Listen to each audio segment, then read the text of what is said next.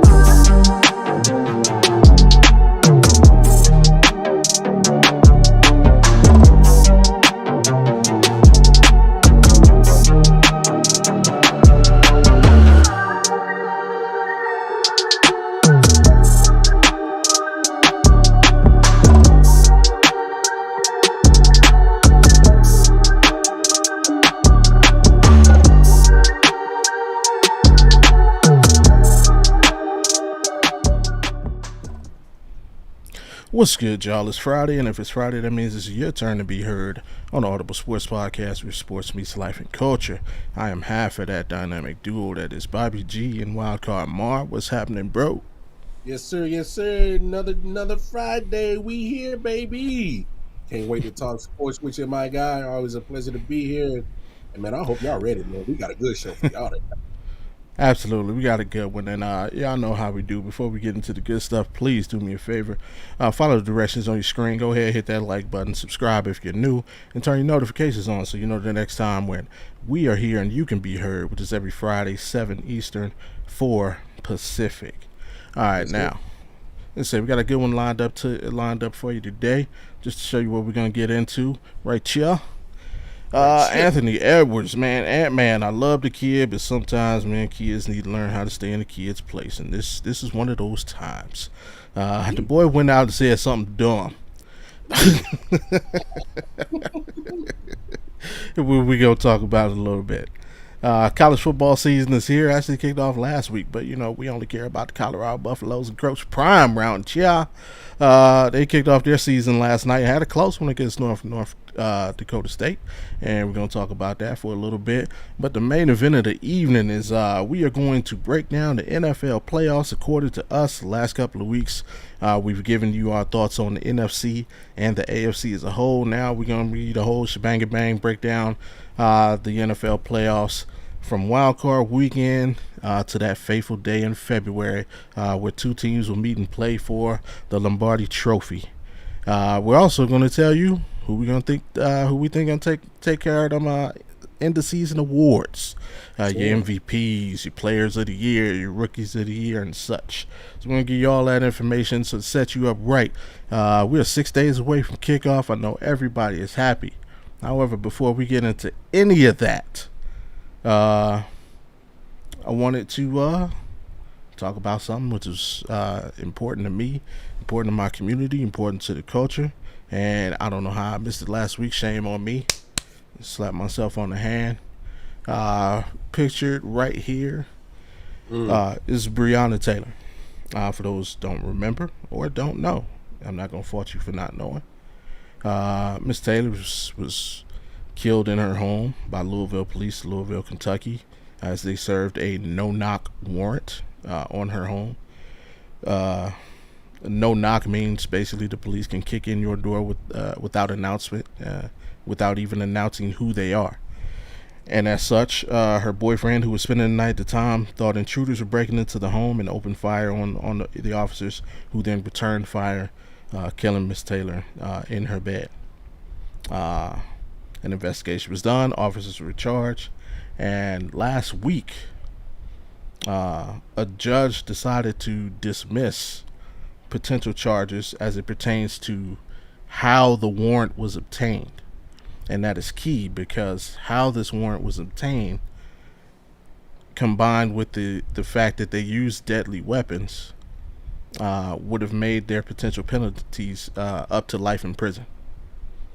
However, a judge felt it necessary to dismiss those charges, and as such, he's knocked that potential penalty from life in prison to the maximum of a year. That's whack, bro. Absolutely. A human life is only worth 1 year. That's what you're telling me. Apparently. Uh, not a fan No. of that. Bobby, let's no. We keep it real on here. A Yeah, black life is only worth a black human life is only. that's what they saying. I'm gonna keep it real. Yeah, And look, speak on it. we got audiences of all different cultures, creeds, religions, sexual orientations that watch your show, and they know Mm-hmm. that watching content. We are not race baiters. We don't do that. But I'm gonna keep it a buck when it comes to, and this is when we speak out, and then we want allies to hear us. Like just hear us, and Right. respect what we're talking about, because me and Bobby can attest to you of some shit we had to deal with personally just because of what we look like just walking out the door. I got countless of stories of shit I had to deal with just walking out the house, minding my business, uh, Yeah. going through everyday life, and I'm thinking I'm doing nothing, Mm-hmm. and stuff that's been done to me just because of what I look like. This ain't made up stories, y'all. This is real shit.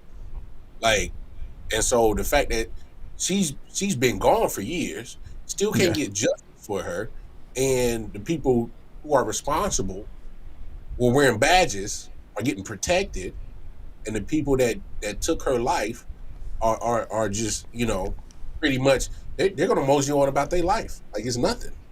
Yeah. So hey, look, I know y'all tired of us black folks talking about this shit, but damn it, we tired about talking about it too. Absolutely. And so the moment it'll stop, the moment we'll stop talking about it. I'll just be honest. When it stops, we'll stop making it a topic of conversation. Stop making it a topic of conversation, and we don't want to talk about it, but it happens, and probably happened right now. Probably happened yesterday. Probably gonna happen tomorrow. And there's a lot of stuff that we don't even know about that don't even probably get shared about how often this is. And this is just, you know, this is everyday life, y'all. So if y'all Yeah. tired of us talking about it, man, then start changing these policies and holding people accountable. That's it. Yeah. Absolutely, man. Well said. I mean, the only thing I would add to such is obviously still condolences to her friends and family. No The only doubt. thing I would add is everybody is up in arms about this presidential race. Mm. Who supports Trump? Who supports Kamala? Why they don't? Who don't like who? Who's this like? Fuck the president, man.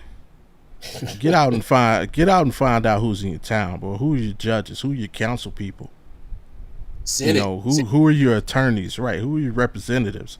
Because Mm-hmm. those are the people you need to go Mm-hmm. to actually initiate and affect change. The change you whatever change you want to see.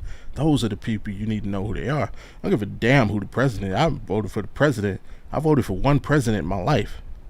Like the Mm. people I care about are the people directly in my community who I can write a letter to or physically go to their office and sit in there for 10 hours and wait to speak to if I choose to. Mm-hmm. Like those are the people we need to care about. Those are the elections going on that we need to get involved with. So if you want to see change, man, uh, That's good. get to know and understand who your leaders are. So um, like I Good said, stuff. rest in peace, Breonna Taylor. Um, I pray that this comes to a sensible resolution. Like, and I say key word sensible, because everybody ain't got good sense. Boy. Boy, speaking like one of the guys we talk about tonight. Sometimes he ain't got I'll tell you. With that being said, y'all know how we do. We start every show with our shout outs and honorable mentions. So, who you got for the people this week? Hey man, I'm being biased today. I gotta shout out my Kansas City Royals. Hey, we in the hunt, baby. No, I don't want to hear it. I don't want to hear it.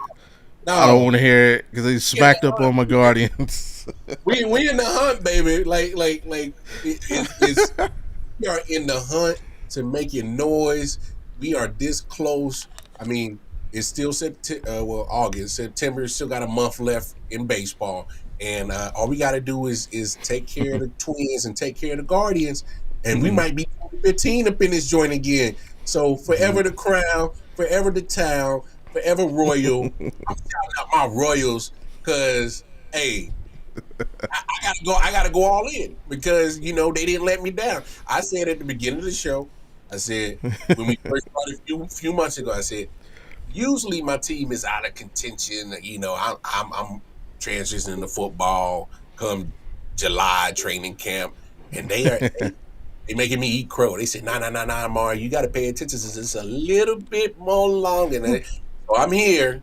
So do your thing, Royals. All right, y'all didn't let me down. Y'all still in contention, not only to win the division, but have a nice little spot in the playoff seat. So hey, 816, stand up. Royals, stand up. Let's go. Nope, sit down. Sit all back down. Sit down. You can't clean. They took 3 out of 4 from my Guardians, but you see, my Guardians won. They won that last one to put themselves back in the first place.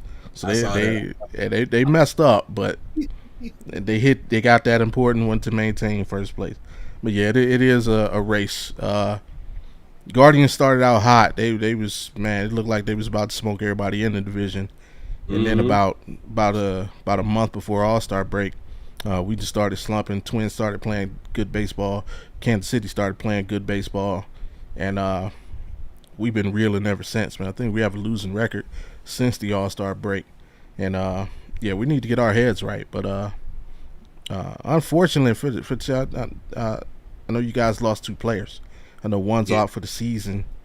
This is unfortunate, man. You never want to see that especially when it's getting entertaining. But hey, we'll take it in Cleveland. We will take it. Not gonna lie to you. What's happening? Could be worse. Could be the White. Oh, the White Sox about to set the record for worst record of all time. They terrible. I think the fewest wins in the season is 40. And I think, if I'm not mistaken, they have 31 wins right now. A lot of people don't think they'll win 10 more games. Yeah, they are terrible. We'll see. What's going on, Alan? Always a pleasure. Talk. All right. Man, he's one of the best, man.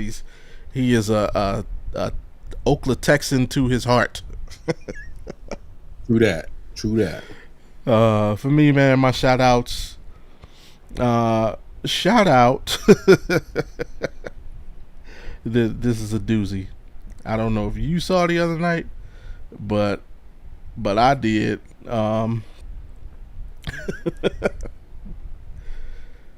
Shout out to Stephen F. Austin.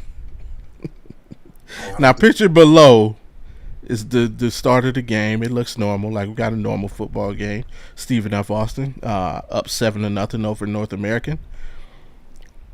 That's as good as it would get for North American University, because at halftime the score of this game was 70-0. Ooh. 70-0. I repeat. The game was so bad that both coaches agreed at halftime.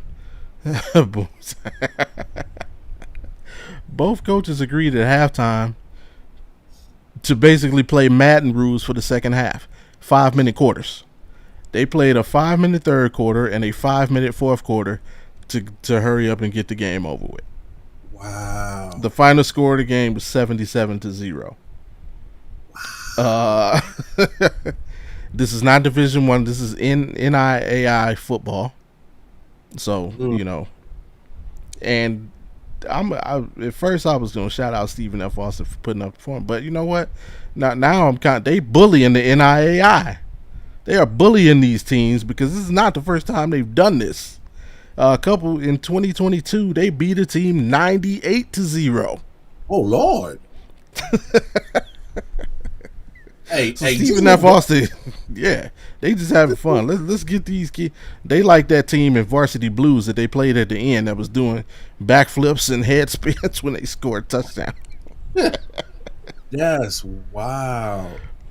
Yeah, so it's so bad that they played 3 quarterbacks.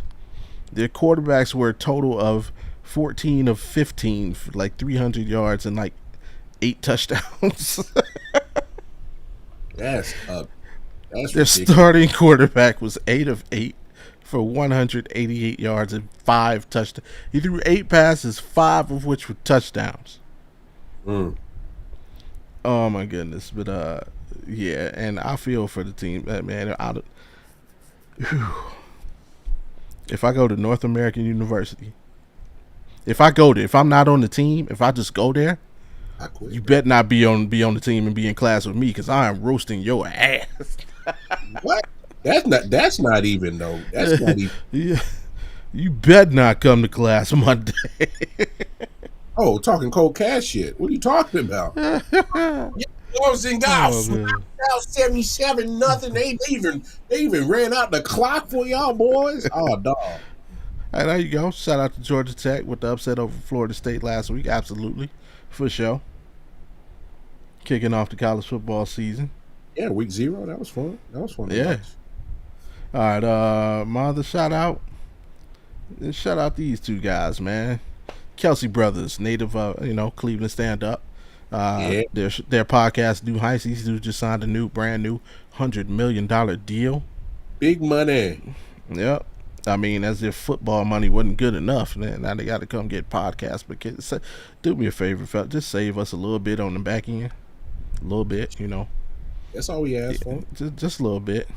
That's it. But no, shout out to those dudes. $100 million. Clearly, this is the residual effects of Taylor Swift being your girlfriend. Whatever. Travis ain't caring. He said there's 100 M's on it. Yeah, he is reaping the benefits. All I have to say is, if there are any single celebrity women out there, please hit me up. You can reach me at 216-395-4832. You're not going to do that because I am not going to be a co-conspirator. No, sir. You can go ahead and write that down and get at me. I'm saying. Riri. Yeah. What's that? Oh, Mariah's still single? What's happening? I bet he had Janet Jackson. Janet Jackson pulled off a $200 million heist. Hey, yeah, Janet, come get at me. So did. Let me get half of that, Janet. I'd never pull your breasts out in public. I'd never do that to you. Oh, my man, he said, straight up. Hey, man, because I know one thing, man. I'm about to get me a cougar, man, and my wife just going to have to be okay with it. I'm doing this for us. Right? I'm doing this for us. I'm saying, man. I'm saying. Like, come on. I'm doing this for us. It's for the greater good of the family. Yeah. See. Okay. That be on the same page. I got you, though. See, I got you. That's all. Hey, along with his number, 704-516. You can holler at one of these handsome young men.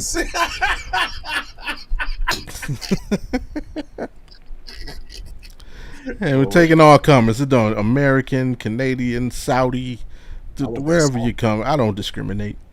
I don't either. All right. Now, before we get canceled or divorced, let's move on. I think divorce is gonna come way. Just saying. And before we get into the gusto, there is another thing I wanted to touch on, though. Season kicks off in 6 days, and that'll be your Kansas City Chiefs taking on the Baltimore Ravens in Kansas City, banner night. But the next day, Friday, the Eagles and Packers kick off in Brazil. Now, there's been a lot building up around this game, the hazards of being in Brazil. So my question is it time for the NFL to just pull the plug on all these out-of-the-country games? I don't think they should pull the plug on all the out-of-the-country games, but this game in particular kind of questions that, do you really care about these players' safety? Because, right. Look, we know there's parts of America you can't go and wear certain colors. You can't go exactly. to LA wearing red or blue. Chicago, you can't wear red or blue in certain areas.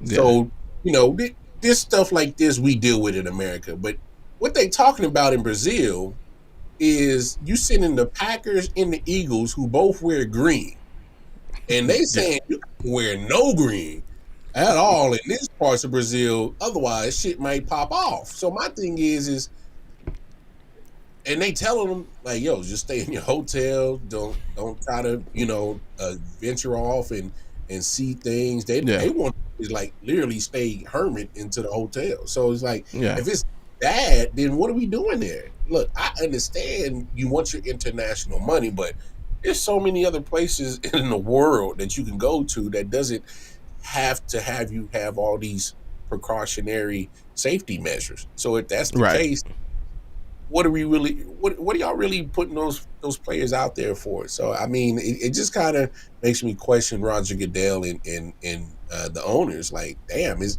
y'all want that international money that bad to put these players' safety at risk? So it kind of questions. I don't have no issue with them going international because that's what they're gonna do. They're gonna spread the game of football internationally, make money, of course, which is the most important thing to them. But at the safety though, Mm-hmm. risk safety, because I remember we had talked about this before. And I'm like, man, why are they still going? Exactly. What are we And it's doing? now they're telling them don't have their phones out. Don't have How am I nothing. supposed to call for help? Yeah, like what? Hell, You gonna give me a whistle? I forgot. I wasn't supposed to wear green. They coming at me, dog. Like hell. What you mean? I forgot. Yeah, crazy out there. I mean, and it's just it just seems like a logistical nightmare. Um, yeah, but hey, I'm glad it's the Eagles and the Packers and not my team. You have to worry about that. We got a hard enough time staying Yeah. healthy in America. We're sending our guys to Brazil. Like, and oh my God, I couldn't even. Could you imagine if they send the Browns to Brazil? The Deshaun Watson massage jokes? Good Oh my! God. There's some parlors out there in Brazil. You sure you want to send your boy Deshaun? But that's neither here nowhere. All right, let's get Man, into the good stuff. Um, Ant-Man, one of our heroes from the Olympic Games, man, the young buck, who during the NBA playoffs became one of America's sweethearts. His competitive nature and his leadership of the Minnesota Timberwolves all the way to the Western Conference Finals. Uh, and then, like I say, continuing that play into the Olympics, bring home gold medal for the country. Mhm. But like they say, the Lord giveth and the Lord taketh away. Ant-Man ran his mouth and in speaking on the golden era of basketball, as some may call it, to say basically, I'm paraphrasing. I don't have the direct quote in front of me, but that Michael Jordan was the only player of his era who had any skill. As if Hakeem Olajuwon didn't exist, Charles Barkley didn't exist, John Stockton didn't exist, David Robinson didn't exist, Reggie Miller didn't exist. I could go on for the next 4 months just naming players from that era. Kareem got a shot that was unblockable. Like, what are we talking about? To which Magic Johnson responded but didn't respond. Why did I say responded but didn't respond? Because, man, Magic Johnson is a G, and he responded like only Magic can. He said, I don't respond to people who don't have championships. And I'm not even just talking about NBA. You ever won a state championship in high school, son? Magic Johnson is one of those few players who got the trifecta. He won a state championship in high school, national championship in college, and of course, multiple NBA championships. So there is not literally there are a few better winners in the game of basketball than Magic Johnson. So that's the question, man. And later, Ant-Man came out and admitted he didn't really watch the basket. Obviously, the kid's he's only what is he 20, 21, 22. He's a young buck, born in the 2000s. He's unaware. So my question is, are these new players? Are they just not historians of the game? because I remember as I'm learning the game, the old heads they would make me watch. Hey, go back and watch a Magic. Go back and watch a Earl, the Monroe, a Walt Frazier. I was a guard growing up, so they made me watch the older guards, uh, and that was part of how I learned the game and watching how it was played before me. Is that a lost art with today's young players? I think it is.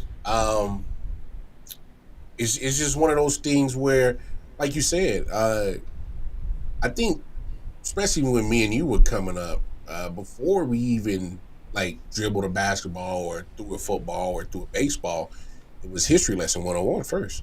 Yeah, Because you gotta know about the game before you play the game.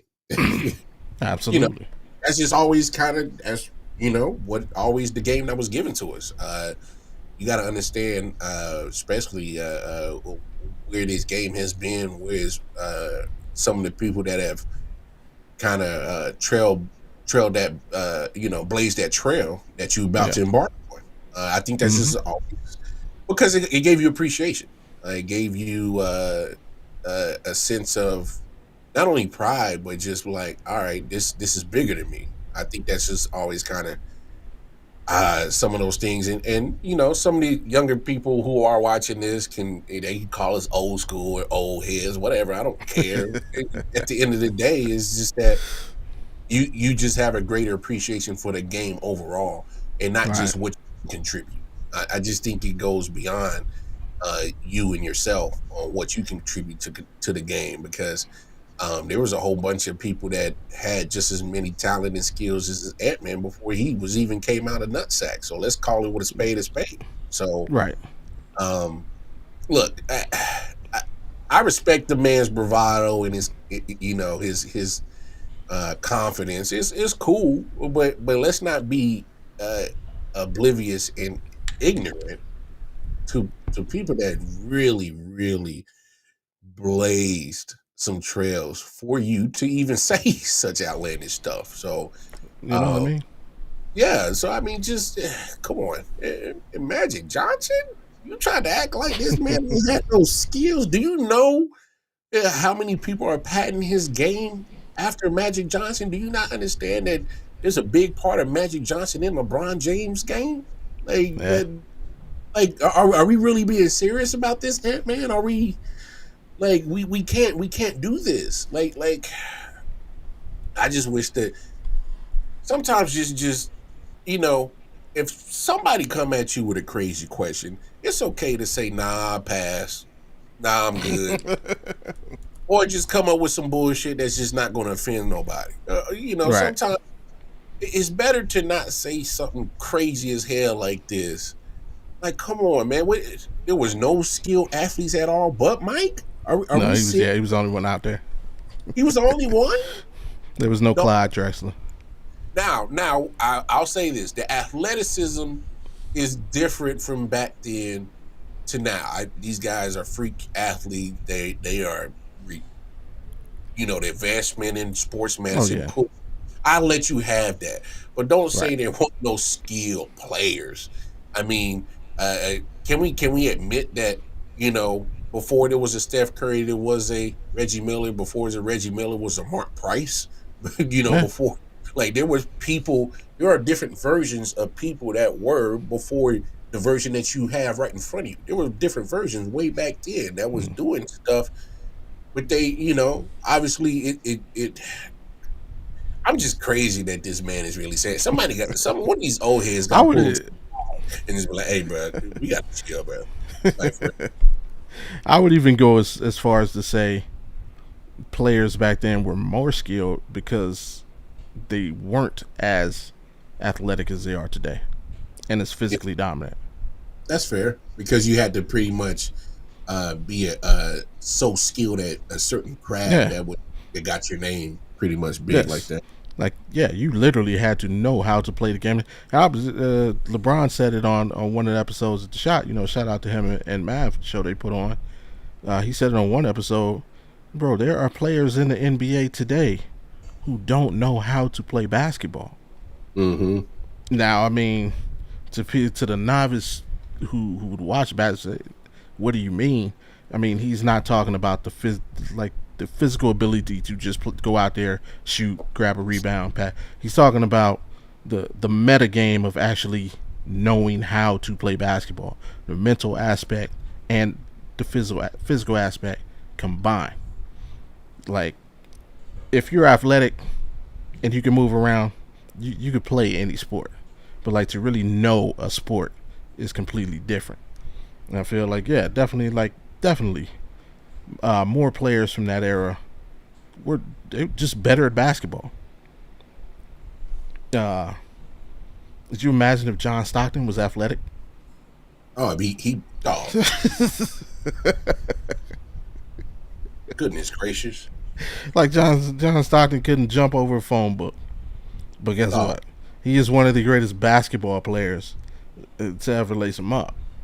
So, yeah, and silly. And I think KG responded to him as well. And he interjected something like, he was kind of along what we're talking about, because he's saying, like, he said there's not a lot of players today who could have played in his era. And that wasn't even as far back as the Jordan era. And KG came in like at the tail end of the Jordan's time. But yeah, he's like, yeah, you're not getting no triple step backs off back then. First of all, half the stuff y'all do now was illegal back then. They would have called travel in a heartbeat, bro. Right. But not to mention, just the style, the techniques used to play defense are not allowed currently. There's no hand checking right now. Hell, you can't even really defend with the forearm anymore. So, yeah, Ant-Man, grab your phone. I know you got one. Hop on YouTube. Just go back, look at some old footage. Or don't even do that, bro. You're in the NBA. You literally have an entire film department in for your team. Go holler at one of them dudes. Tell them to chop you up some highlights from the 90s. Tell me these dudes ain't got skills. Dude, tell them to give you some clips of Dominique Wilkins. Tell them to give you that. And then I'm not even gonna name like the obvious people. Tell them to give you some clips of Bernard King. Bobby, they ain't even got to go that far. No. They can look at Penny Hardaway, Grant Hill pre-injury. Like literally, we're talking about like mid '90s before we start hitting 2000s. Just go right there. You go Penny, Tim Hardaway. First of all, Tim Hardaway. I think if my recollection is correct, he may not be the godfather of it, but he was probably one of the first people that started doing the crossover. So yeah, I think it's fair to call. I think you can call him the godfather of the crossover. I think that's fair. And he was late 80s, early 90s. So when we talking about skills, like come on, man, what are we talking about? Like, yeah, but see, I'm trying to hit the kid with. These are the dogs. Bro, go look up some film of Sarunas Marciulionis while you Euroing. Go look at Sarunas, the man who brought the Euro. Right, the man brought the Euro to the NBA. To the NBA. Yeah, go look at some film of some Drazen Petrovic, bro. Oh my goodness! Oh, Jesus Christ! You bringing some names back? Go look at some films of Kendall Gill. Ooh, Charlotte Hornets killing it. Oh, look at some film of Derek Coleman, Kenny Anderson with the Nets. Like, come on, bro. But Ant-Man. You literally feel a whole anthology of players that was just nice, dog. Right. Yeah, we can kill the rest of the show and just talk about old school basketball players we're showing and like never mention the same player twice. Like, bro, it just saddens me to see that one of the biggest and brightest stars of today's game is not a historian, especially since this is probably the era where these guys were their favorite player more than likely was a Kobe Bryant, a LeBron, a KD, and all of those guys are historians of the game. I think that's the part that like gets like, how can you not be like? So hell, you can make some improvements in your game watching these guys. So that's what they and do. yeah, and do your homework. But I still love you, bro. You're still the second coming of the human highlight film. But you goofy Uh, for that. he is. He is. He's goofy, still a big kid. goofy for that. But yeah, good luck to them boys this season. I know they're gonna get it done. I know Ant-Man's gonna breathe. I look for him to be a solid MVP candidate. Nah, no doubt. Just less crazy talk, bro. That's it. Right, right. But speaking of crazy talk, man, one of the craziest talkers out there is Coach Prime. Uh, but he keep it a buck, man. It may not be right, but it's right to him, and that's all that matters. His Colorado Buffaloes, they kicked off their season last night against North Dakota State.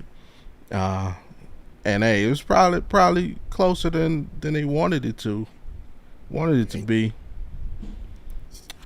Shout out AT. He was visibly bothered during his post-game press conference. Obviously, college football, there's no preseason, so they schedule certain games, basically kind of like a preseason game or a tune-up for a boxer. They should have won this game by a lot more than 5 points.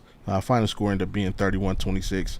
Actually, North Dakota State led at halftime, 20-17. The first, you did words. I have words for your man. I haven't seen him for a while. Hopefully, this reaches him. Your man Nick, and wherever he disappeared to. Hope you're doing well wherever you are, brother. But once upon a time, last season, you guys were talking about I'm talking about Colorado, or no, you were talking about the Heisman. Mm-hmm. And I happened to be in the chat, and I'm like, bro, Travis Hunter, like, legitimately should win the Heisman. He's the best football player in college football. And Nick laughed. You still laughing, bro? Bro, Travis Hunter, I will say it again, is the best football player in the NCAA right now. And I chose those words carefully. NCAA. I didn't say Division 1, Division 2, 3, and he's the best college football player right now. The whole NCAA. If you are sanctioned NCAA, you ain't got nothing on Travis Hunter. Right. And that was the same last. He was the best college football player in America.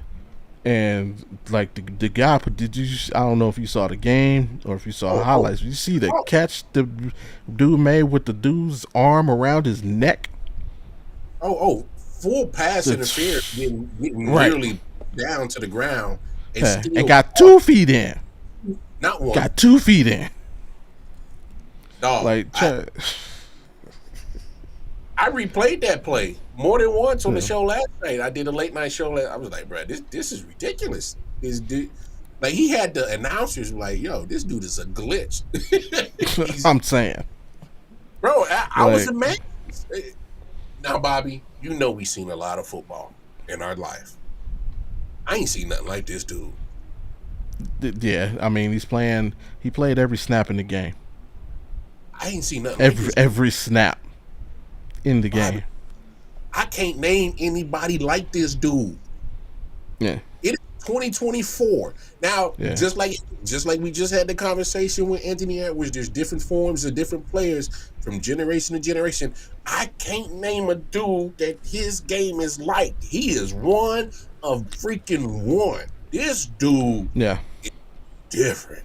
He I know that saying get thrown out. He's a dog. He different. No. No, this was legit. This dude is extraterrestrial. I don't know where the hell he came from. I don't know who his parents is. Who made this guy? What genetics he's made of? I don't know if he's AI. I don't know if he's robotic. I don't know if he's iRobot with Will Smith. I don't know what the hell this dude is. This dude right here, Travis Hunter, is different. This dude is something. Here's my thing, Bobby. he should be a shoe-in Heisman winner if Yeah, if he stays healthy, because he's had some kind of injury bugs at true. Jackson State last year, missed a couple of But he games. got cheap shotted last year though. Oh yeah. I'm with you, but still, I'm just calling the spade a spade. Yeah, He's missed facts, time. He's missed some times at Jackson State in his first year at Colorado. If he facts. manages to not miss a game this year, give that man the Heisman and stop playing. Because if you call him Heisman, you're talking about the most outstanding player of all of Mm-hmm. football. It gets no more outstanding than this dude right here. Because his stats Yeah, are going no, to it be, doesn't. because the way that he's playing on both sides of the field, offense or defense, he's going to have multiple opportunities to showcase his skills. And Yeah. what? Who has the bag that this guy has? My goodness! Oh man, Oh, this is good to you. It's seven catches for $132 and 3 touchdowns. and they wouldn't throw it on his side of the field when he was on defense. They refused to. Right, right. Because Absolutely. he will take it to the house. Oh my god, This man, he had three total tackles in the game. That's the other thing. Like, he ain't just out there grunting. He tackles. man! He plays defense. He's just not, as Dion used to say, they don't pay me to tackle. He's just not Yeah, a cover guy. He yeah. gets physical. He plays defense. True, true. Um, and off like you could try and compare him to who's a Chris Gamble from Ohio State once upon a time, but Chris Gamble was not the polished receiver that Travis was. Same with Mm-mm. the Charles Woodson. He was not. As a matter of fact, yeah, definitely in college he wasn't this polished receiver. He may have been a better cover guy, but True. he was not the combination of both. Like this dude is really, if he just plays receiver, he would be a top 10 pick in the draft. If he just plays DB, he'd be a top 10 pick in the draft. No, he's the type of player that, you at some point in time, I'm pretty sure there's going to be a team when he gets drafted that, hey man, we want you to focus on one side of the ball, but honestly, he's so damn good at both sides. You just put him on the field. Yeah, Just put him on the Hey man, I need to stop on third down, man. That wide receiver been torching my whole secondary. We ain't put you on defense not one play, but I need you now. Got it, yeah, coach. Hey man, it's 3rd and 5. I need that slant, man. Our wide receivers been having butterfingers all damn day, but you've been on the defensive side of the ball. Got you, coach. You just put them on the field. Like yeah. that's how. It's not many players that you can lead, like literally think in your mind that you have seen that you will just say, man, just put him on the field and he makes the play. That list is very small, but it goes even smaller when you say that you know for a fact that not only are you going to use him in that aspect, but he's going to make the play. Mm-hmm. I, Yeah, there's another side to that coin. He's got to get the ball. Let's talk about Shador, man. hey, he had a What are good your game. thoughts on his game? Shador, I actually like Shador's game. Obviously, his success is only going to go as far as that offensive line was. I will say the Yes. offensive line got better from comparing to last year, but it still Yeah, has some way to go. It definitely has some way absolutely. to go, because there were some times where he just didn't have some time.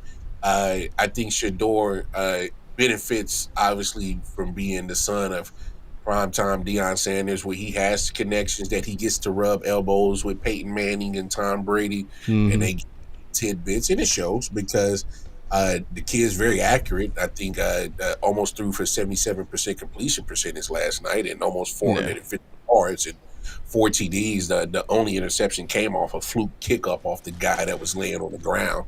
yeah, Um, so, obviously, he has enough mobility to kind of escape elude some tackles, but he doesn't have breakaway speed. So he kind of reminds me of almost like Patrick Mahomes ish type speed, where okay, he has enough to get out the way, but he ain't right, gonna win no race no time soon. Uh, right. but he has enough wiggle in him.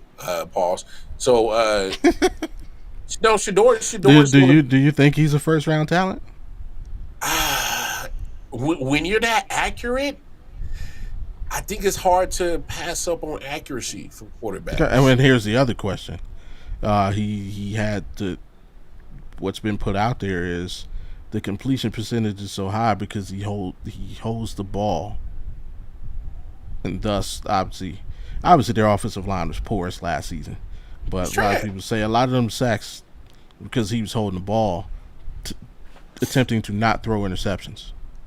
Well, I mean, if he's trying to take care of the football, I don't have a. Sometimes taking a sack is better than taking an interception. If Yeah, you but ask you me, can also just throw the ball away.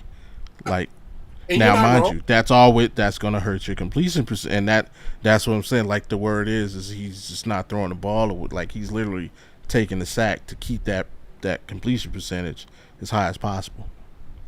Well, I mean, it's it's it's a double edged sword. You're Yeah. damn if you do, you're damn if you don't.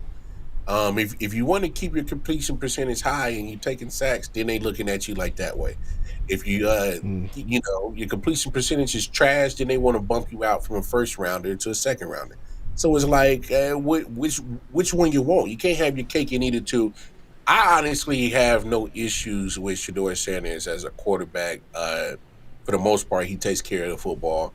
Um, Pretty accurate as hell, and I'll take it. It don't. I mean, you can break down how he got the numbers of the completion percentage, but for the most part, when I was watching the game last night, the guy's accurate, and he gets you the football. He gives his wide receivers a chance to catch it and make a play with it. And so, like, people Yeah. don't even realize Jimmy Horn just got off just as True. much Oh, as Travis did more, last night. more. He had Yeah, 7 for $1.98. yeah. And then they had a third that their slot receiver. I can't remember his name.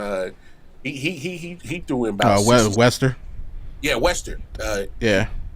Had he got a little bit more, he probably would have went crazy. So, but Yeah. you also, if you look at that stat sheet, besides Jimmy Horn and Travis really getting off, he kind of plucked that pill around to quite a couple of people to Yeah. kind of let them get some play. So, here's my biggest thing with Colorado. I know a lot of people they're going to look at the bravado of Prime, and they got these certain expectations. Well, I just think here's the deal: he's still building a program just like any other coach. So he inherited a 1-win team, turned it into a 4-win team, and especially last night, I know they couldn't wait for him to lose. They was like, "Oh, he losing to an FCS Oh school." yeah. Yeah. Oh, he losing to an FCS school, and here's two things that kind of bother me about that talk. First of all, it's North Dakota State, and if people really know about North Dakota State, they Yeah. are They are like that. they like that. They are a juggernaut on the FCS level where they literally win national championships damn near every year, if not every other year. I mean, they nice. They nice. Yeah. What's Remember up? they produced 2 NFL talents at the Yeah, quarterback position. in the past 8 years. Yeah. But as they overall, Shout out Corey. what's up, Corey? As an overall program, they are pretty damn good at the FCS level, and Yeah. so they're not they're you're no strangers to knocking off D1 schools.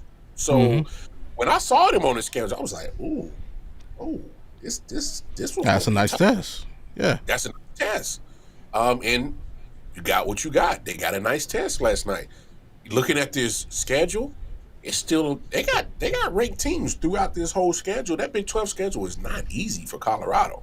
And No. so the noise is going to be loud for them because they not going to be a national championship contender. I'm a Prime fan. I love Colorado, but I'm being realistic. They are not a national championship contender. They're going to No. be they're going to float around 500 all year. That's just the fact. It's a tough ass schedule. I mean, it's his second year, but I know people they're putting so much crazy expectation of it because it's Dion, and I just don't like the fact that the needle gets moved for prime time. It gets moved. It gets moved from prime all the time, and it's wild. And so What's the Penn it's State? yeah. She's from West Virginia. I ain't talking about no. Hey. I ain't talking about no fake Hey, names. shout out Mountaineers. Matter of fact, I'm gonna give you a Mountaineer reference. And yeah, Corey might feel me on this one. Uh, I'm not a huge believer in Shador Sanders Mm, at the next level. Okay. I think he's fine for college. But honestly, I like Geno Smith was a better college player than Shedeur Sanders. Ooh. Like people look at Geno now and you see his struggles with the Jets and how he had to sit the bench and wait till Russell get it. Go back and look at Geno Smith in West Virginia. No Geno cap. Smith was a dog. No cap. No, I'm not debating that. I'm just not ready to have that comparison with Shedeur and Geno, as in, I, college careers translating to the NFL career. I don't That's what I know. see because I'm keying it too. Like we talk about Joe Horn. Joe Horn had 7 for 198. Look at that. Shedeur underthrew him. He should have had 225. That last play down the middle, Jimmy ran straight through the middle of the defense, split the cover 2, clear touchdown. Shedeur underthrows it. He's it's just certain. I don't think the arm strength is there for the next level. You mentioned it, like he's not an athletic freak. Yeah, he's good enough to get out of the pocket. I see, and I'll continue. I see potentially Geno Smith career path. I think he will have to be a backup and earn his way to starting at the next level. He's going to get drafted within the first 2 rounds because of his name. So did Geno. Geno got drafted in the first 2 rounds. I think he went first. Yeah, he did. But he went second. Maybe he fell to the second. That's why they stopped inviting cats to the draft. Actually, yeah, Geno at West Virginia. Yeah, he broke off Pat White's record. Yeah, Pat White has Steve Slayton though. That combo, Pat White and Steve Slayton. Get out of here, man. Hey, that was West Virginia was balling then. Pat White was, bro. If Shedeur's last name was Jenkins, he'd be a 5th round pick, I think. Hey, I'm not disagreeing at that at all. I'm not. What he does, it benefits certain last name. I mean, let's be honest, Bronny. What? Thank you. What other 55th pick you ever know was getting talked about? I mean, I'll wait. Yeah, it happens. It happens. So I mean, it's. I'm not mad at it. Is there a little nepotism in there? I'm pretty sure a little nepotism in there, but at the same time, his game really isn't that horrible that he can't. No, he's not horrible. No. Yeah. But also, let's also look at the rest of the quarterbacks that he's getting compared to in this draft class coming up. It's not a lot of. He might be the best of that draft class coming out. I don't know. I think I take Beckett. I mean, Beckett's played stiffer competition and had more success against stiffer competition. Ewers, I have to. I mean, there's some guys, but I mean, I'm not big on a lot of QBs in this current class. Me myself, I'm on the Arch Manning train. I'm waiting for him to get his shot. I want to see what he can do because he could potentially be the next quarterback of the Cleveland Browns. Mm-hmm. No cap. I mean, hey man, it's people got to understand that sometimes timing is a factor in whether it amounts to whether success or delayed success for certain people. Timing matters, and right now, because there's not a lot of top tier A1 without a shadow of a doubt talent at the quarterback position. Shedeur easily looks like he's the cream of the crop at that quarterback position coming into the draft this upcoming season. But is it because he is, or is it because Colorado like for example, last night, and this is the biggest issue to me that Colorado's going to have for the whole season. Yes, they're a Division I school, but in the trenches on both sides of the ball, they're Division III at best. Like you just look, their defensive linemen look like they just came out of high school. Their offensive linemen look like they just came out of high school. And like last night, your top rusher had 20 yards. Yeah. No, I'm with you. Like I almost would have, the way this game played out, I almost would have wished that they had ran the ball for 400 yards and Shador threw for like 100 something, because at least then I know, like, okay, you're supposed to be physically dominant over this team, and you were. Now you couldn't push this team around, bro. Baylor's gonna eat you alive. Yeah. TCU's gonna eat you alive this year. Yeah. Like, I have no confidence, and because of that, Shador has to throw the ball 30, 40 times again. Like, like if they had a more balanced attack, would Shador look as good? I guess would be the thing. Well, I mean, would it be as impressive?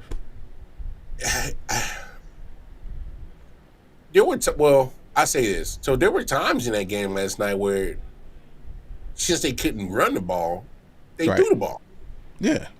And I think, and to your point, I think there's going to be situations like that where they're going to run into that again, where running is in their trench. And here's the thing: Prilme went out and tried to address both sides of the trenches. He went out, transfer portal, recruited, and got some good recruits in there. But I don't know. Maybe it's week one jitters. I don't know. There's certain aspects, and me and you know this. If you can't win the trenches, man, good luck. Yeah. And there were times in that game where they were just getting their asses kicked in the trenches. Point blank period.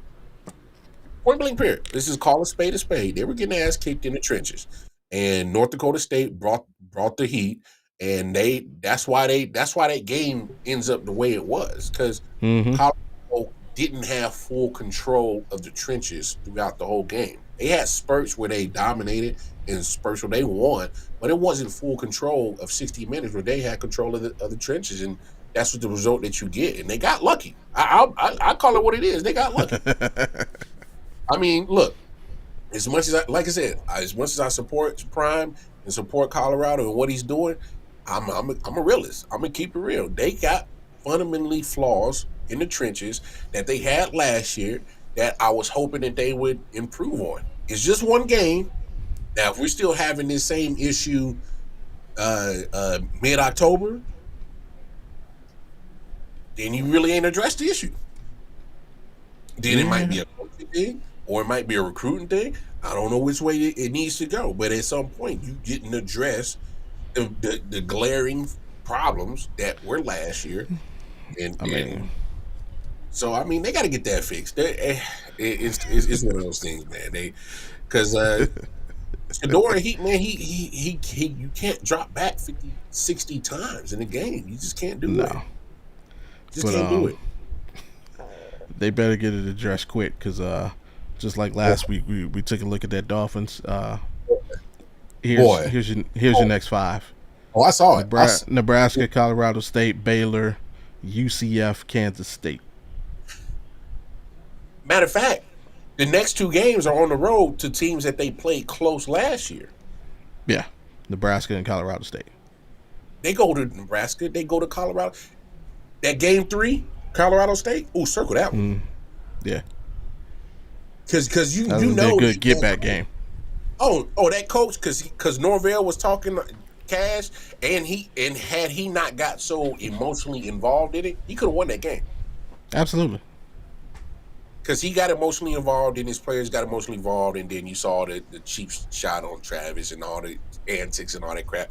Had he not got emotionally involved and just stayed cool, him and that team could have won that game last year.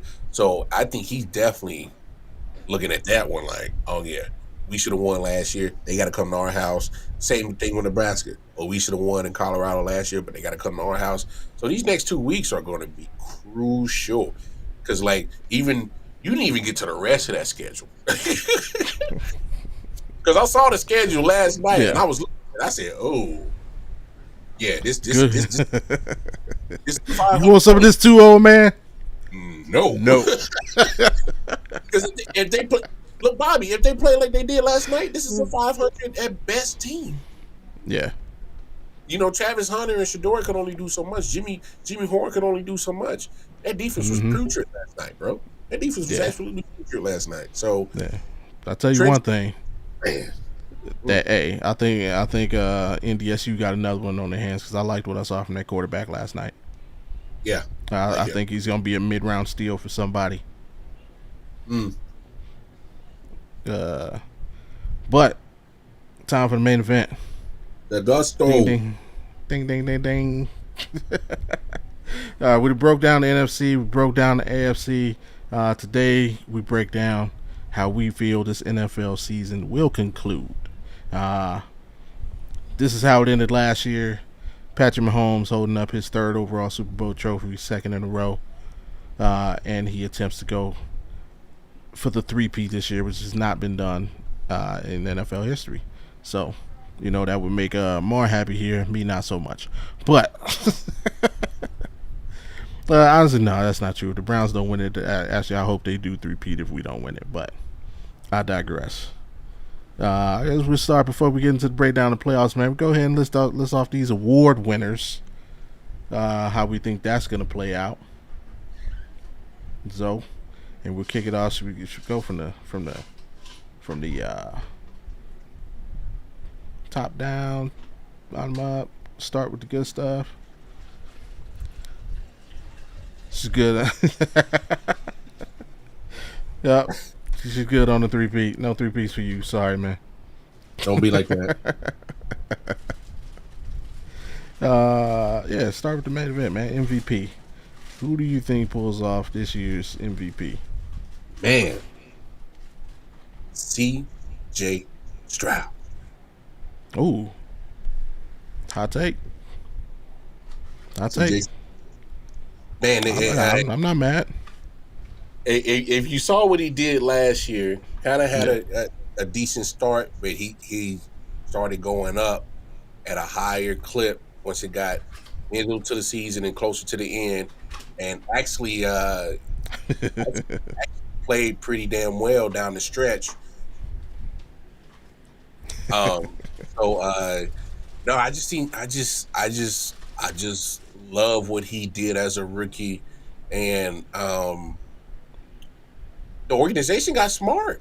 I mean, if he's on a rookie deal, hey man, let's go all in. And you gotta Yeah. love what they did as a franchise to make sure that he gets just about as much help as possible to make it happen. And that helps. Yeah. So it definitely helps that he's on his rookie contract to do all that, to go all in. And hell, why not?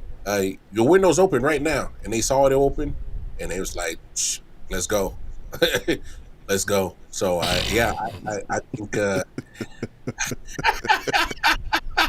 What's happening, Ron? what's up, Ryan? So yeah, I'm going CJ. I'm going CJ. Okay. I'm going different conference, and Mm, I'm gonna go. I'm gonna show some love. Jordan Love, that is. really? Hey, I believe Jordan Love's gonna bring it home, man. I'm big on the Packers this season. You'll see as we break it down, but yeah, I think Jordan Love can get it down. Last year he showed me, yeah, he can be a star in this league. They gave him a ground game. Got Josh Jacobs, so he's got a back behind him that can help take some of the pressure off. And I don't mind Matt LaFleur as a coach. I think he's the right coach for him. So I'm gonna go with Jordan Love. I don't mind And here we got who ain't getting it, Russell.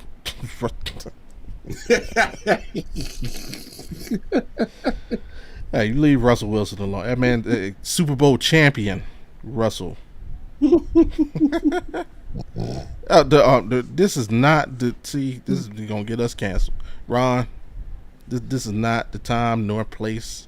We love you to be heard on the Audible podcast, but you know what I'm saying. This is not the love connection.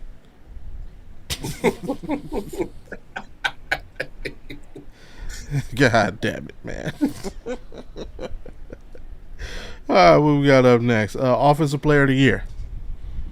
I'll go first on this one. I'm gonna go ahead and give it to the guy CeeDee Lamb. I think CeeDee Lamb, he's definitely gonna see his fair share of targets. I think he was the most targeted receiver in the league last season. Led the league in catches. He just got the bag. Now he's got to prove that he's worth it. So I'm looking for CD to have another big season, except for week 1. He's gonna start. Not week 1. He ain't gonna do nothing week 1, but after week 1, he can get it done. Okay. So CD Lamb, huh? CD Lamb, Offensive Player of the Year. Let's talk sports enough. Ron, you lucky I know your mama. I ban you.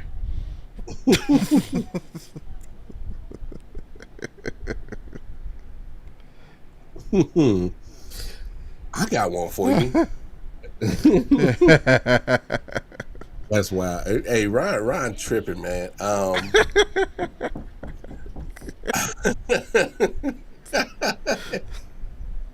shut up, Corey. Offensive Player of the Year. I know he's they making it seem like he's a little frustrated and whatnot. I think Jamar Chase, because reason why I say this because a little turmoil going on with that contract. Yeah. And so instead of him, he ain't gonna get that money from Mike Brown right now with 2 years left on that contract. Let's call it. No. Mike Brown cheap shit. All right, Mike Brown. Bengals cheap as hell. Cheap as hell.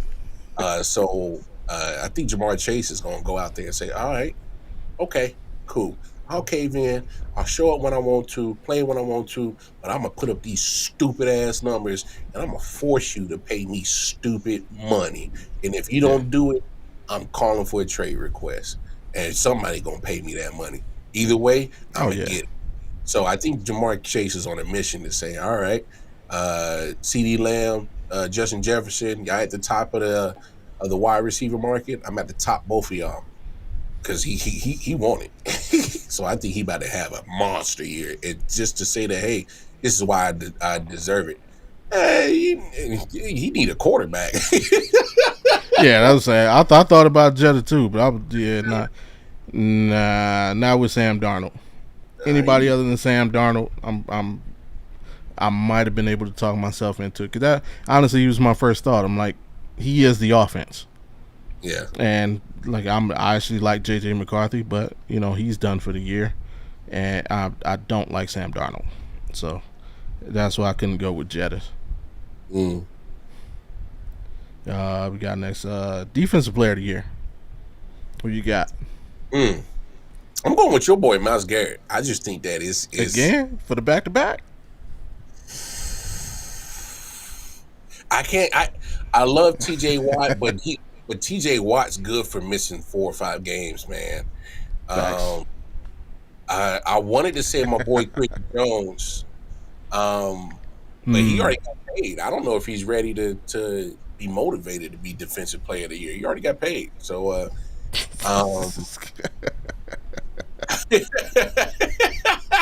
shut up, Ron. Hey, Ron. Like I said last week, I'm still with you. Sleeper team, Falcons. Watch out for him. No, I just think that he's tired of losing, bro, and he's about to be on. I think he's about to be on some real. Even when me and you had talked about the Browns last week, I just think that he is such on a motivated. I don't care what nobody else do. If y'all come with me, y'all come with me. If you don't, you don't. Regardless, I'm about to go stupid. I just think he's about to. Oh, I'm not mad at that. Yeah, I'm not mad at that neither. But I think Myles might go for 20 plus again. I think he's going. I think he's doing 20 plus this year for sure. Okay. For me, and I hate to do it. I hope Allen ain't watching. He might pump his head up. I got Micah Parsons this year. Oh Lord, wait! When you said that, I got Micah Parsons this year. I think he's tired of watching everybody else. Like at the end of the day, at the end of every season, all the talk is about how disappointing the Cowboys are.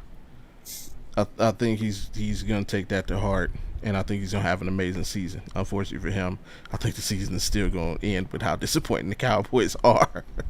But I think he's gonna have a hell of a season on the way to how disappointing they are. So I got Big Micah.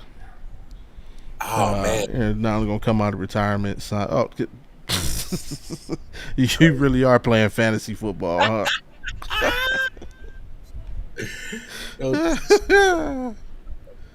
Oh man, here's my only problem with Micah Parsons. I'm not mad at your answer. It's just that I've seen Micah do this the last few years. Mm, He kills the Giants. He kills the Washington team. But damn it, when outside of that, he kind of can get contained a little bit. And there's times I'm like, damn, bro, true, what happened to that explosiveness? Where's that game changer guy at? And there's times I'm true. like, what happened to you, Micah? Like, but to be fair, here's why I like your point. He Okay, wants that contract too. He wants that facts, contract, and facts. he damn sure don't want Dak to get it. You know, because I don't think all three of them guys get paid. CD already got his, Mm-hmm. and there leaves one of them two left to get paid. And I think this is the year where one of them has to show which one of them deserves that contract from Jerry. Because Jerry, there's no way I don't think Jerry can pay all three of them. So He can. He do. well, Just he will can. he? Well, that's the thing. I don't think he. I don't.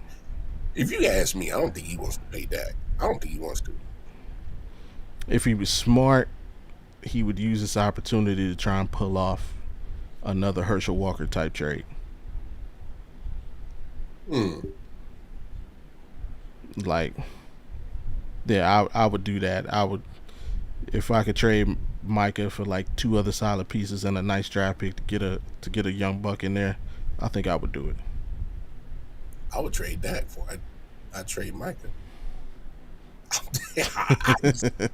Hey, But because the value isn't the same.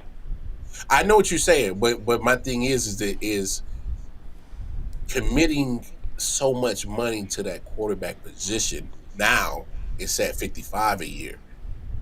Like, oof, that's a steep price per year to for a quarterback that's the Uh, equivalent of Kirk Cousins.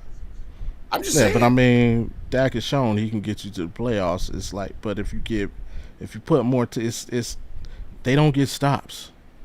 Like think of their loss. They didn't lose because Dak messed up. They lost because they couldn't stop Aaron Rodgers. And Fair. now it means Aaron Rodgers. Not a lot of teams can, but like at a point, you got to be able to stop somebody. Yeah. So if I can turn Micah, and it's like, yeah, defenses have to focus on Micah. If I can turn him into two more guys that people have to worry about, and then draft another young buck, you got to worry about. Hey, now I have a complete defense. I already got two corners that's taking it to the house. I don't even know if Ron's on Facebook. Oh, I hope she got. I hope she calling me a fed. No, Like no, what I do. no. Bobby's not okay. He's smart. He stay away from the Facebook. Oh That, man. I should stay away from it too. But All right. Offensive rookie of the year. I got Marvin Harrison Jr. same. Nah, I ain't even gonna waste no time. Yeah, I think he's. I'm not. I'm not saying Kyler's gonna have a resurrection, but I'm not. I'm not mad that he's Marvin's quarterback, and I just the Marvin Harris. He's the most talented rookie in the league. Well, I'm saying he's the most pro ready, put it like that, and I think he's Yeah. going to perform. Defensive rookie of the year. Who you got? I might surprise you, or might not, depending if you're paying attention to football. I think we need to turn the mics off and just we just listen to the chat. That's the show. Latu from the Colts. I like what he's been doing. Hey, shout out tomorrow on that pronunciation. I would have fucked that all. Oh yeah, I'm pretty sure I still it up, but still, Latu. I just think that his motor is almost like a JJ Watt motor, and but he has a little bit more finesse so far in his rookie year. I've been seeing what Okay. he's been doing in training camp, preseason games. Uh, he, to be fair, and what the coach, I think the coach defense might be a lot better, and I think it's because they drafted him. Um, just it's just something about this kid. He's almost been like a spark plug for them boys. So I think he might pull off about 13 to 15 sacks this year. I think Shout out, bro. Appreciate you pulling up, man.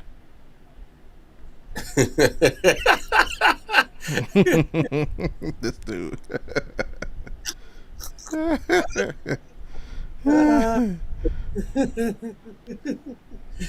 Hey, we appreciate you, Corey. I'll mess that up. I'm tripping. Yeah, don't listen to Ron. Yeah, don't mind Ron. That's my guy.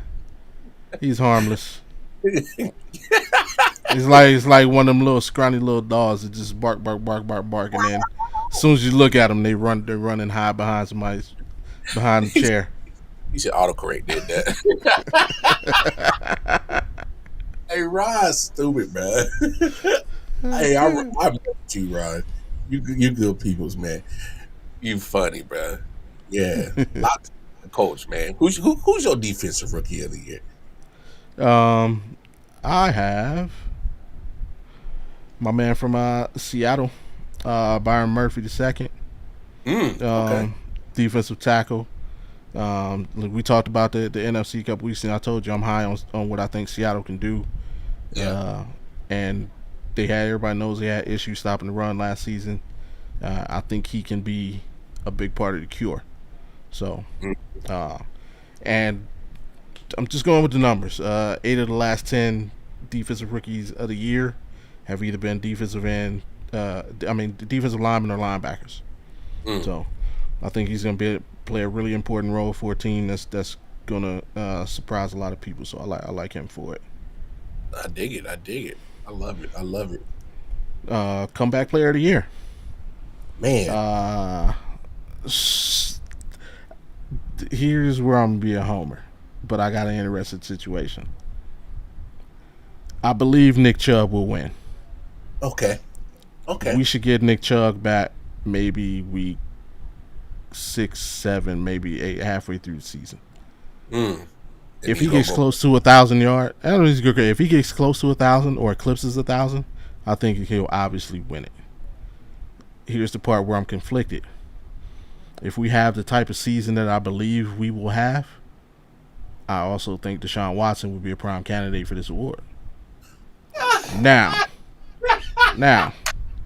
here's the conflict. I don't think the NFL would let Deshaun Watson win it. So that's why I'm going with Nick Chubb. No, hey, this is why this podcast exists, because great minds think alike. I put down comeback player of the year Deshaun Watson because we just got to look at how the NFL has been. Right there, Court. That's exactly. That's why I'm picking Nick Chubb. Look, the NFL, I don't know how they really categorize how you are a comeback player of the year. Obviously, whether you came back from injury, DeMar Hamlin came back from, death, literally, I don't know how the NFL. I know, it wasn't funny, but it's funny. I didn't mean it. I'm just saying, their criteria for comeback player of the year is so broad. Like even Joe Flacco was considered comeback player of the year because he came off the couch. So it's like it's so broad. It's like I don't know how to wow. I have zero comment. God damn it. Hey, but it was proved it was allegedly.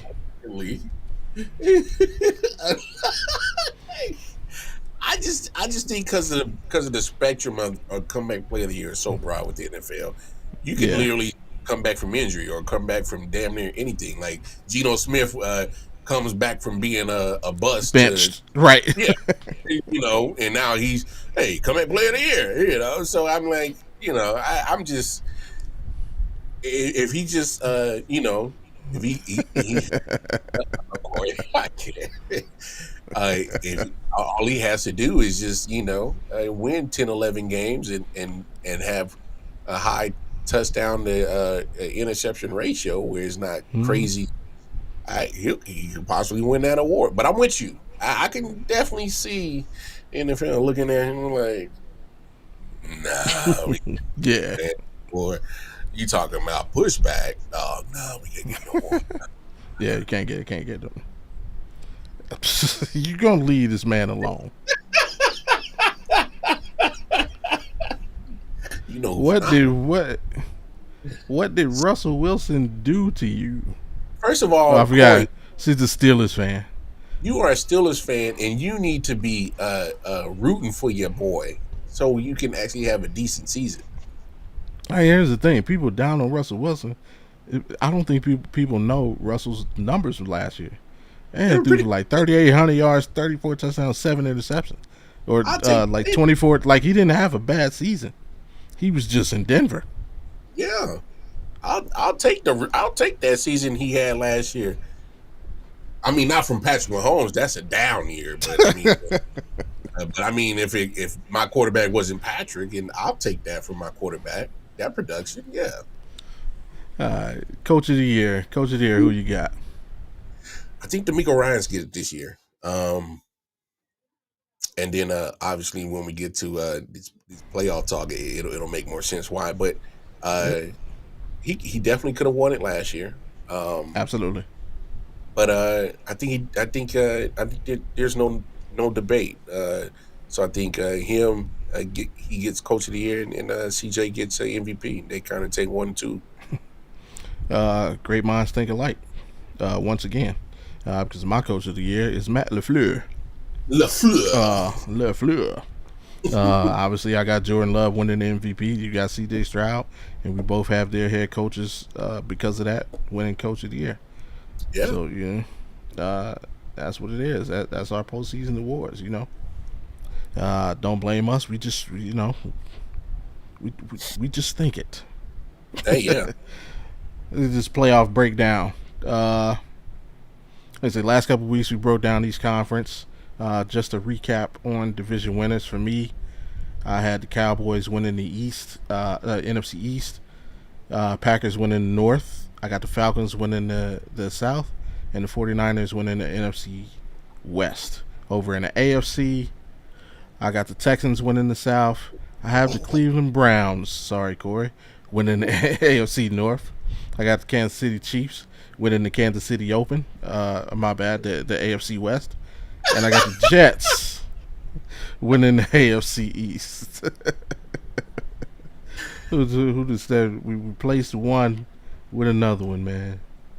Oh, Lord. Shout out, Rob. What's happening, bro?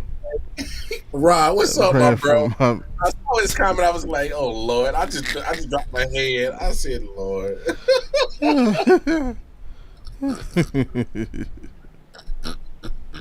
Uh-oh. Daddy LaFleur. Oh, Lord.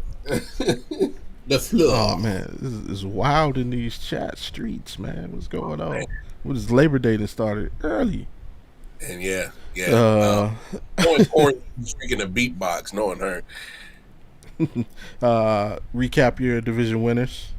Yeah, I got Texans winning the South.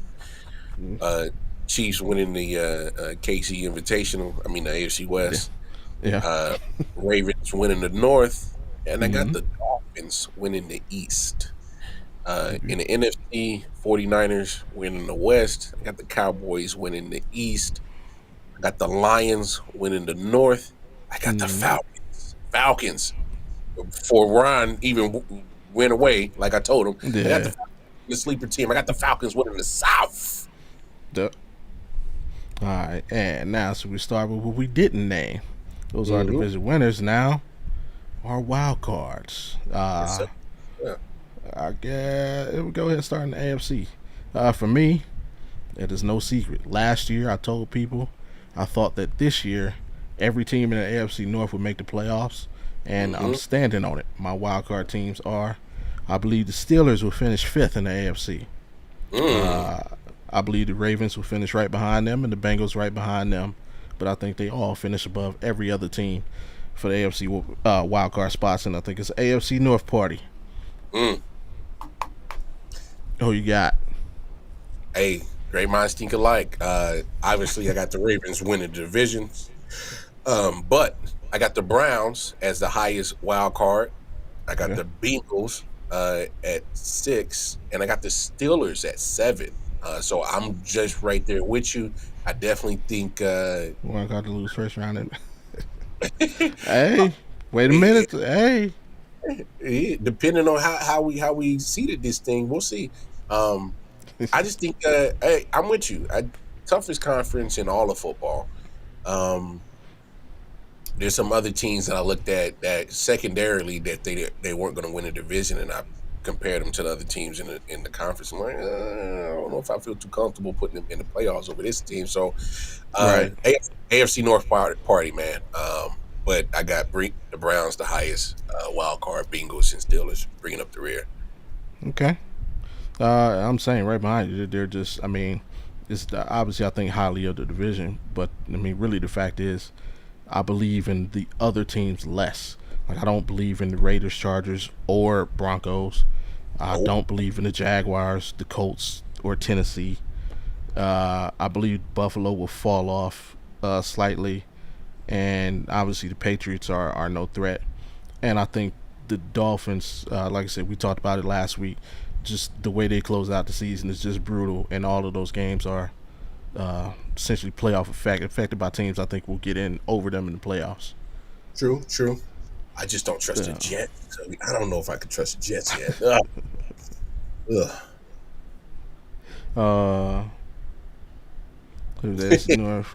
God, Yeah. it is, man. Hey, if you Hey, get some out of AFC North, they all got the shiesties on, bro. the AFC North looking like Compton in the '80s, boy.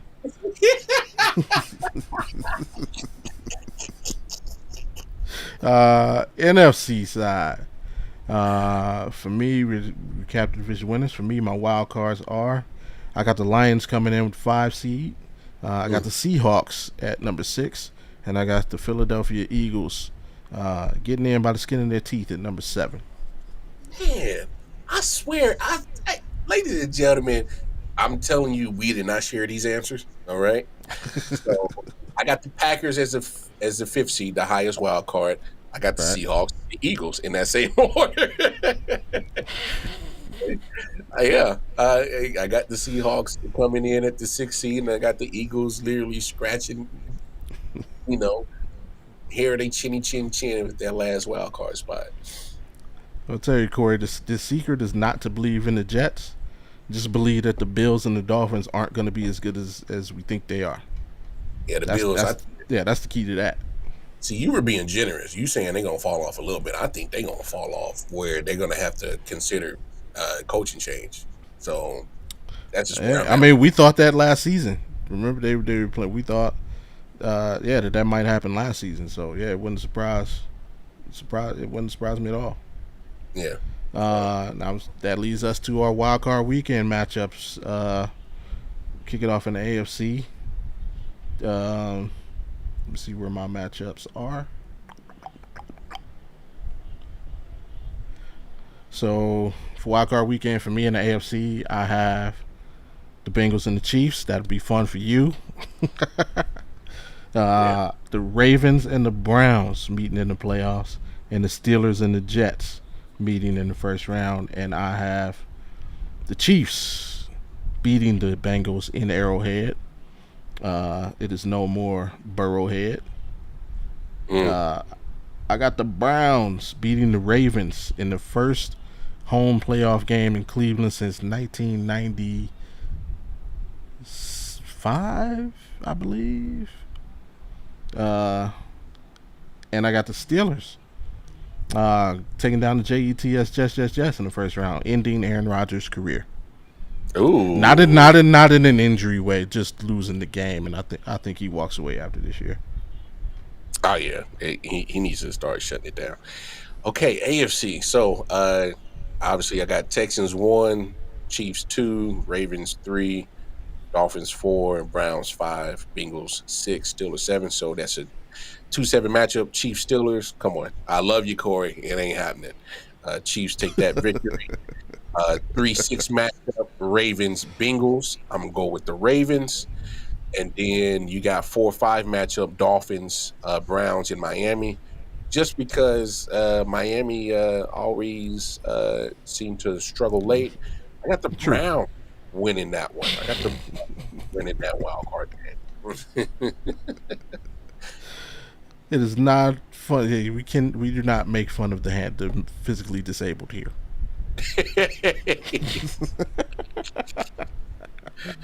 Oh wow! All right, I see you. I see you. Sliding over to the NFC. I got the Eagles and the 49ers against facing off in a rematch a lot of people wanted to see last season. The Seahawks and Cowboys in Jerry's world, and I got the Lions and the Falcons. Falcons hosting the playoff game for the first time in a while. I think the first time since 28-3 that season. Uh, for them, and I got the 49ers taking care of business against the Eagles. I got the Seahawks. Finishing off that downward spiral that the Cowboys usually go on about that time. And I got the Lions taking out the Falcons WildCard Weekend. Ooh, talk about it. Okay. Uh, I got the 2-7 matchup, Cowboys hosting Eagles. I got the Cowboys winning it, and that will be the downfall of Nick Sirianni. That might be his exit. I got the Lions hosting the Seahawks, but I got the Lions winning that one. And then I got the Falcons hosting the Packers. Upset alert, Packers get the dub. I do not trust Kirk Cousins in playoff games. He does enough to win a division, but playoff time, and they know him very well in Green Bay. So Packers get that dub. Okay. That takes us to our divisional round matchups. And because my divisional round, I got the Steelers against the Texans. That game be in Houston. I got the Browns going to Arrowhead to take on the Chiefs. And I got the Steelers pulling off the upset against the Texans and moving on to the AFC Championship game. And in the second matchup, I got the Cleveland Browns pulling the upset and putting an end to the three-peat bid of the Kansas City Chiefs in Arrowhead. Deshaun Watson and Patrick Mahomes go head-to-head and they duel it out. But Batman, Nick Chubb, comes through with some big runs at the end to ice the game away. And I got the Browns pulling off the upset in Arrowhead, moving on to the AFC Championship game to face the Steelers. So divisional round, I got obviously one seed would be the Texans, taking the lower seed, which would be the Cleveland Browns. I actually have the upset of the century. The Cleveland Browns get their get back on the Texans. Get their get back on the Texans. So Browns defeat Texans, and then the 2-3 matchup, Chiefs Ravens rematch of the AFC Championship game last year. Hey, I appreciate you, Corey. Chiefs still get the victory. Chiefs still get the victory, leaving a Kansas City Cleveland AFC Championship game in Kansas City. Okay. Moving on to the NFC. I got the Seahawks going over to the frozen tundra Lambeau Field, taking on the top-seeded Packers, and I got the Lions in a rematch with the San Francisco 49ers. That was a great game. Lions actually should have pulled that out last season. But in the first game, I got the Packers holding home field, taking care of business against the Seahawks on that frozen tundra field. You know how it could be up there. And I got the Lions taking out the 49ers. 49ers do not return to the NFC Championship game for, what would it be, a fourth straight year? Yeah, they don't. Setting up a match divisional championship, winner take all, division and conference, Lions versus Packers in Green Bay. Ooh. See, great minds do think alike. I got the 49ers as the highest seed taking on the Packers, the 5th seed. But I got the Packers with the upset because Jordan Love had that game in hand and just crazy. And threw that crazy interception. So he's going to get his retribution. Packers get the upset with the 49ers.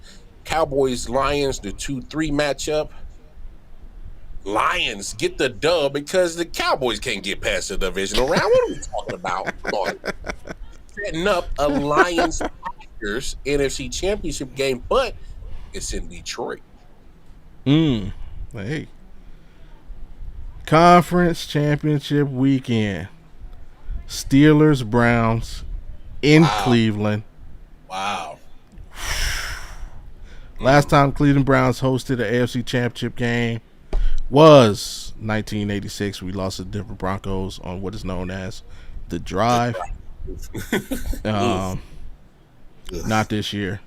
This year, Cleveland Browns get it done. We beat the Pittsburgh Steelers to move on to our first ever Super Bowl appearance, taking down our heated rival, the Pittsburgh Steelers. Let's go. I love it. Oh, man. That's a crazy AFC Championship matchup right there. That's crazy.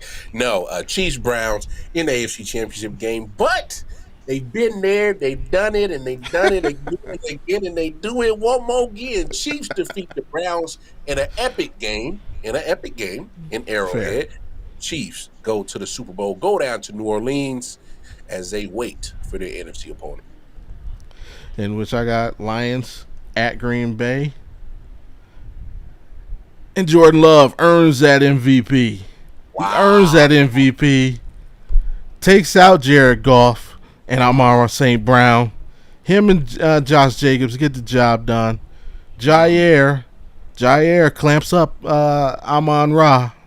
Wow. And the Packers return to the Super Bowl. Is Jordan Love going to be better than Aaron Rodgers? Hey, we'll see. But this season he's going to the bowl to face Cleveland Browns. Ooh, man. Lions, Packers down in Motown, right in Bunk Free World 313. Hey, Packers. There you go, AT. Packers feel the roar. Lions get their first Super Bowl appearance, beating the Green Bay Packers, setting up a rematch of Week 1 last year, where you get Lions in the Super Bowl in New Orleans. Okay, we got Green Bay over Kansas City. I like it. I'm not mad. Not mad at all, Alan. Oh no. In the Super Bowl, who I'll let you go first. Nah, I got it. So we got Chiefs, Lions, like I said, in a rematch Week 1 last year, Banner Night. The Lions came in the Arrowhead and pulled off the upset. Patrick wants to get back. He said, y'all can beat us in the regular season. And finishing the first ever three-peat in NFL history and getting his get back on Detroit Lions in an epic game, which has come down to the last possession again. He's better than Jared Goff in that situation. So, Chiefs, first three-peat in NFL history, Super Bowl 59 champs down in New Orleans. All right, I dig it. And for me, Browns, Packers, two storied franchises. Our last championship was prior to the Super Bowl being the thing. Of course, Green Bay, winners of the first two Super Bowls, Titletown, USA. A great game, a great battle. The NFL finally has to accept Deshaun Watson and his rebirth. But Cleveland is not the city of champions this year. Misery hits. Wow. The Green Bay Packers handle business in the Super Bowl. Browns fans are devastated. And once again, we have to wait till next year. Packers win the Super Bowl over the Browns in a thriller. OT? Maybe. We'll see. That's how it's played out, man. Hey, just let us know who you got. That's how we see it. Mm-mm-mm. Damn. He, Perhaps got he, to he, make it to the ball with Wayne. you Wayne set performing your at whole, halftime. you set your whole people Oh, up. Let them down, yeah. dog. Oh man. I don't think Okay. it's gonna be Wayne. We gonna see if that it's gonna be Taylor Swift. You know, yeah.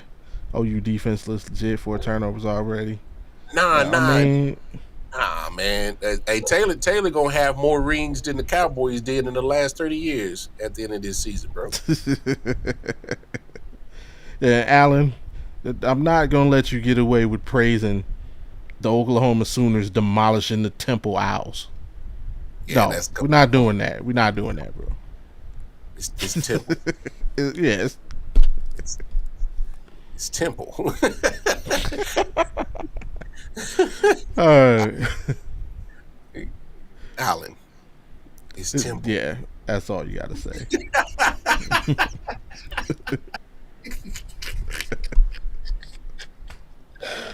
Wrapping up the football talk. Y'all know what time it is. Uh, it's that mental time, but it's a holiday weekend, and I think Moore actually started something. I think we should continue holiday weekends, man. We just keep it sweet and simple. It's a holiday weekend. Hey, just be safe. Drink Please, responsibly. please. Cause yeah, just too much nonsense in the world. Shout and I'm gonna take this time. I'm gonna look it up real quick. Make sure I get the names right. Yeah. Um, a member Johnny Gaudreau and his Yeah. brother. He's a member of the Columbus.